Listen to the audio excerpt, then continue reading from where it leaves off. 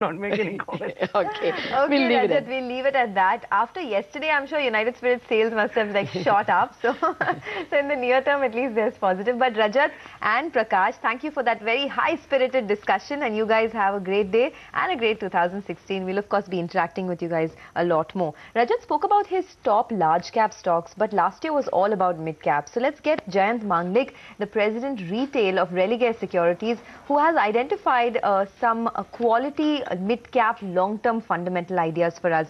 Jayant, hi, good morning, and thank you for being with us on the show. Very interesting set of stocks is what you've identified. So let me start off first with Somani Ceramics. You know, this theme is something that has played out all of 2015. But do you expect more returns in 2016? So first off, very happy New Year to everybody. Happy. Thank you, Jayant. And I think, so what we've actually done is in these 4 stocks we've picked out, we have put them through a prism, a filter of 6 points. And, you know, we'll run that for Somani Ceramics as well. So the first one is the leverage. So, you know, times are such, 2016 is going to be uncertain. And we want to make sure that the company, whichever company is there, it should, you know, leverage is fine, but it should be limited. Cash flow should not be a problem. The net profit margins should be in place. And this is on the number side. On the qualitative side, the brand should not be a new start. It should not be a company which is saying, I did nothing yesterday, but I'll do a lot in the future. So it should be a known brand. Demand should be evident. So, you know, we will talk about that.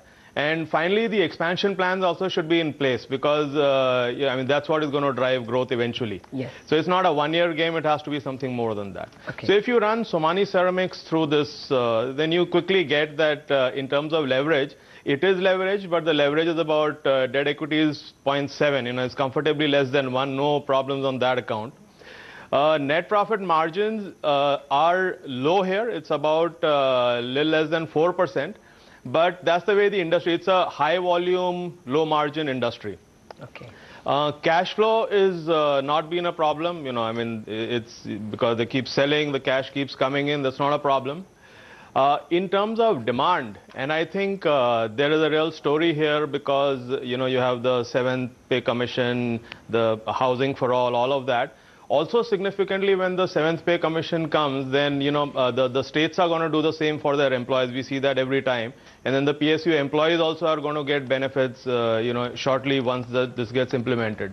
So you're actually talking about essentially millions of people across government and public sectors getting discretionary income. And that, some of that is, of course, going to go into refurbishing you know, houses, then in the Swachh Bharat. Jayant, we'll just come back to you in a minute. The Petronet management is speaking about the cut in the RAS gas prices. Good news for all of us, for the country, for companies like Petronet, GAIL, IOCL, BP, definitely. Just a question on crude, that since this forms the bedrock of the pricing itself, are you working with certain... Okay, well, that's really the sum and substance. 8 million tons now will come at half the previous price and 10,000 crores in savings. Much of that got factored in yesterday. We were speaking with Jayant Manglik of the president retail of Religare Securities. Jayant, you were talking to us about your stock picks. Just to continue on Somani Ceramics. Yeah. So, you know, incredibly, one of the things, of course, was this thing between RasGas and Petronet was expected, and one of the beneficiaries is going to be Somani Ceramics, along with Kajaria Ceramics, because they use that as fuel. So, you know, I think that's just one more reason to pick up this stock. Okay. And finally, you know, as I was taking you through the prism, the expansion plans essentially include increasing their tile manufacturing capacity in anticipation of the extra demand which is going to come in because of this, you know, the Swachh Bharat and the increased CSR spend, 7th pay commission, etc. So I think it's a good stock. That's why we should have it for 2016 in the portfolio for retail investors. Okay. Another stock that you've picked out for us is Britannia. This was a great performer, you know, a couple of years ago. But in 2015, it hadn't had the best run. You expect a resumption of the uptrend in 2016? Yes, absolutely. So I think, you know, it's kind of regrouped. And once again, we put it through the prism and it just simply works out very well. So it has no debt. So, you know, there's no leverage there, which makes it a strong contender to start with. The net profit margins exceed 10%. And in terms of demand, you know, the urban and rural, so 60% of the revenue today comes from urban. And this year onwards, in fact, you know, several months back, they put out a dedicated plan to increase their rural outreach, which will simply increase the revenues as well as the profits which are there.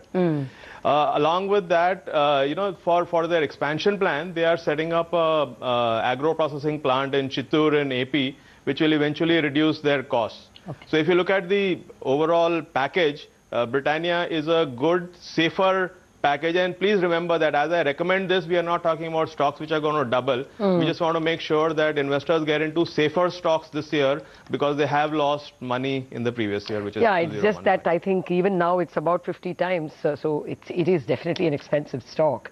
Jayant, I'm more intrigued by Century Plywood. It was the darling of 2014 for a better part. I think it trebled earnings, but reached a high of 240.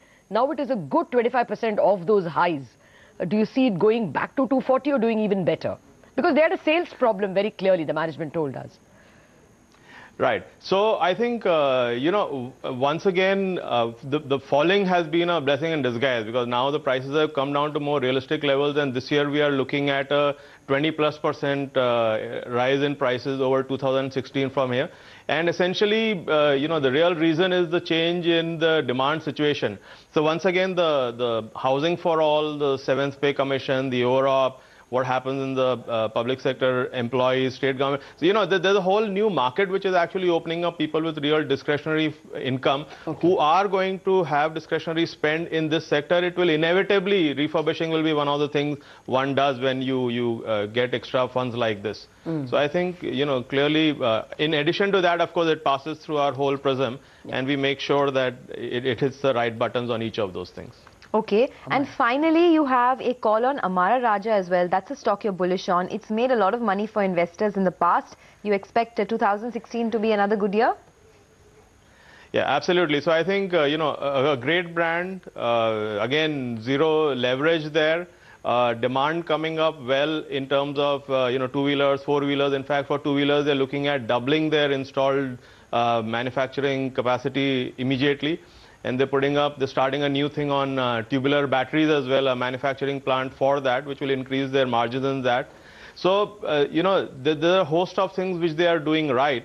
And it's an established brand in the market, in the consumer space. You know, it competes well with Exide. So I think there's a lot of pluses which are going for Amara Raja, which over 2016 makes it one of the top stocks which a retail investor can look forward to. And once again, as I said, we are not looking at, you know, doubling the stock or anything. We are looking at 20 to 24% increase from the current prices, which I think with Amara Raja should be, you know, it's a safer bet than a lot of other stocks which are available in the market. Fair point. But before we let you go, Jayant, I wanted to ask you about this Petnet manna from heaven that they have got, this cut in prices that we just heard from the chairman. Would you play that theme? I mean, cheaper gas, any of the power companies, any tactical buys? Yeah, so I won't go so far as to recommend anything because I think this news was expected. It's not like, you know, it was known that it is going to happen. So I think whatever had to happen has probably happened, and we should now be looking at the consumers who will be getting this cheaper gas and probably be able to benefit from that.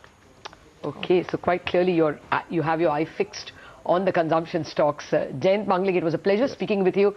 Thank you very much for joining us and have a great 2016 to you and to everyone at Religare. All right, the clock struck 10, so the commodity prices will also be with us and we'll give you some commodity strategies. An expert is joining us. Kishore Narni of Motilal Oswal Commodities joins us. Kishore, here's wishing you a very, very happy 2016. 2015 was obviously the barest of bear runs for commodities. The super cycle quite clearly came to an end.